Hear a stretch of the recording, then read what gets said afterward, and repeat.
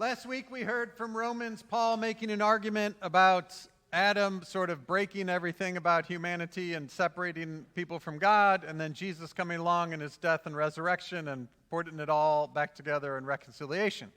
Today we back up in Romans a little bit and hear Paul making an argument about Abraham being justified not by Abraham's works, but justified by faith in the promises of God. Now, anytime we start to talk about righteousness and justification, I always like to pause for a moment because justification is not a word we use all the time, and give it a little bit of a definition. It would have been a legal term in their day, and we don't really have exactly the same thing, but it means you are found guilty, but then acquitted anyway. And like we have people who we think are guilty, but you're like, well, should have been found guilty, but this is something different. I had a friend in college who his freshman year had a little bit too much fun one night, and they went out on the campus golf course, and as they were running around goofing off, they had taken out one of the pins off of a green, and when the police showed up, they ran, and he was holding the pin, and then they jumped over the boundary of the golf course, and those things are expensive enough that he had now left the golf course property with something that would amount to a felony. And got arrested. They put him in isolation because they thought he was the ringleader. His dad was an administrator in the university system at a different school, so this got messy quick. But when he was before the judge, and he told me I had to go to court once because somebody stole some stuff out of my room, and he prepped me. He said, she's tough. Make sure you wear pants. Make sure you wear a tie. Make sure you're on time because she doesn't put up with any nonsense. Well, he was found guilty. And he had a sentence, but his sentence was probation. And at the end of that probation, that felony would disappear from his record, as if it was never there. This is kind of what justification is minus the probation, right? You're found guilty, but that felony doesn't show up on your record. So Paul is making an argument that Abraham was made right with God, put into right relationship with God, forgiven of everything, right? Found guilty but acquitted. And all of that was not Abraham's works that made that happen, but it was faith. It was God's promise that gave that to Abraham. Now, Paul has to make this argument, though, for the same reason I think we have to hear the argument today, and that is because people have, for a long time, probably forever, taken our value as human beings and equated it to the work we do as human beings. I cannot tell you how many times I have sat in a hospice room or at somebody's bed in the hospital, and they have asked me the same question, why am I still here? And that's always followed up with, there's nothing that I can do. And inherent in that question is, if I'm not doing anything, why am I still here? What value am I as a human being? Now, you don't have to be in hospice. There are times as we age where we start to maybe lose some of our independence and we have to have help. And that's a struggle because if somebody has to help us do things we used to do for ourselves, that can, if our value is tied up in what we do, that starts to make us wonder about our value again as a human being. I have watched people retire. We had a custodian at my last congregation. He had retired 3 times. But he did not know who he was if he wasn't earning money in a job. And so he would retire, and then he would get all kinds of lost because he wasn't doing, and then he would have to go get another job so that he could keep doing and keep making money because he didn't understand who he was without that, right? His identity and his working were tied together. I had a woman once whose kids were about to graduate high school, and I asked her about her passions and her gifts and her talents, and she said, well, I'm a mom.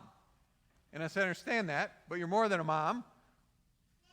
And she did not have an answer. I said, well, what, before you ever had kids, before you were married, what kind of stuff did you enjoy doing? And she couldn't remember because her doing as a mom had become all of what her being was, right? And this is why when sometimes we become empty nesters and the kids move away, our doing and what gave us value now is in a different space. And sometimes that's where we find out that the marriage isn't the same that it once was because we've been so focused on the one doing and forgot about the other places that our identity might sit.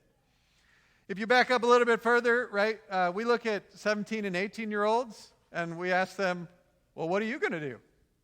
for the rest of your life, expecting them to figure that out at that age, right? And it's a way of sort of taking and tying that identity to that doing. And even little kids, if a little kid, like a 2-year-old, does something that we're trying to encourage, what do we say? Good job, right? Like we already, when kids are little, start to invest in them. If you do good things, somehow that makes you good. And if you don't, then maybe not. And we tie those two things intricately together, our doing and our being. The problem is, when our doing can't happen anymore, whether that's because we're in hospice or because we retire, or because we lose our job, or because our marriage ends, whatever those things are, if our identity is tied to our doing, sooner or later our doing is going to fall short, and then that makes us question our value as human beings. So as Paul is writing to the Romans and saying, hey, Abraham's justification, Abraham's being in a right relationship with God, and all of the promise that Abraham had that nations would come from him, that had nothing to do with his works. It didn't have anything to do with his doing. It was all about his being. And in his being, he was a beloved child of God before he did anything. God came to Abram at the time and called to him and said, hey, I've got some stuff for you to do. The call and the being came before the doing. So all of this is this argument that Paul is making that we're justified by grace, that it's through faith, it's not through our doing. But where does that get us today? It's easy to think about being made right with God and justification and righteousness as something that happens later on at the end.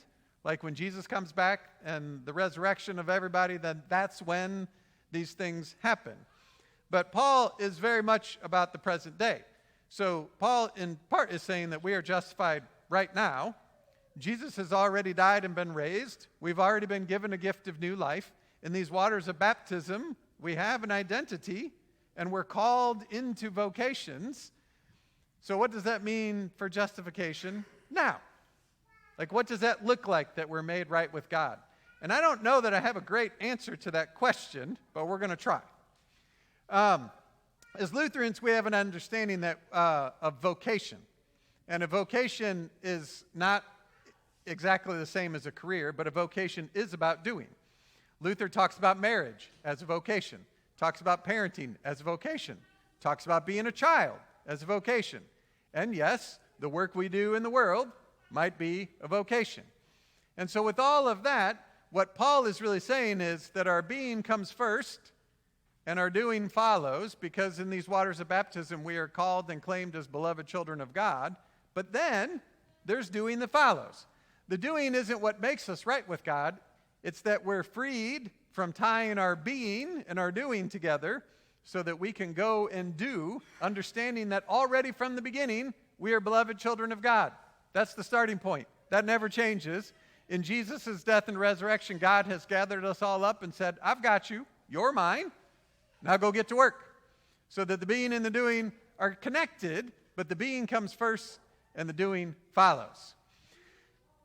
I just started this book the other day. It's called 4D Formation, Exploring Vocation and Community. It's by Pastor Drew Tucker, who is the campus pastor at Capital University, which is where my seminary is attached. And his book grows out of years of working with not just young adults, but other people on trying to sort through what does vocation look like? How does our doing grow out of our being? And what he says is that vocation is the things that we do that are meaningful for us, but also life-giving for the world. So anything we do that we find deep meaning in, but also is life-giving for someone else, that is a vocation. And all of those things we've already talked about: parents, children, siblings, neighbors, volunteers someplace, employees. All of those places that we spend time, if it's meaningful for us and it's life-giving for someone else, that is a space of vocation. But he is very careful to point out that distinction between identity and vocation, because when we tie those things too closely together and things go wrong, which will they go wrong sometimes? Eventually, then we have an identity crisis because we thought our doing was our being. And he goes to that same place that Paul does and says, no, we are beloved children of God. Our doing grows out of that. And I haven't finished the book yet, but he eventually gets to places to help us sort of discern how do we get to that vocational bit, because it's not easy. Has anybody else here changed careers already? Right? That doesn't mean the first one was necessarily wrong. It just means that over time, as we change and the world changes around us, our vocation might change. But if we're called into something that is meaningful and then life-giving, and if it grows out of our identity as baptized children of God, right? If that's where we start, then our doing, right? It's tied to our identity, but it isn't our identity. It's the way that we live out the grace that we've already been given. Are we going to get that wrong sometimes? 100%. Because discernment is hard. We got options and choices, and there are things going on around us, and sometimes there's two bad answers, and we got to pick which route to go. That doesn't mean, though, that it still can't be meaningful and life-giving. The end of the passage we heard today, there's two things that Paul says. One is that the promise rests on grace, which means that even when we get it wrong, there's forgiveness. But the other thing is a creative bit. At the end of the text, he talks about that the God of Abraham is a God that calls life out of death, and a God who calls into being things that were not. And so if you think about our journeys, especially when our doing falls short and we're not sure where we fit in the world and we might be struggling with who we are, it's that same God who calls new things out of that. Things we might not see, things we can't imagine, things that might have looked like death become things of new life. And this is where the faith bit comes in, because we can't make all that on our own. We have to trust in that promise that rests on grace, that we are beloved children of God, and that God is going to coax us and drag us and invite us into all the doing that God can, which will be meaningful for us, but also it will be life-giving for the world. Not because we make it so, but because God never gives up on us. Amen.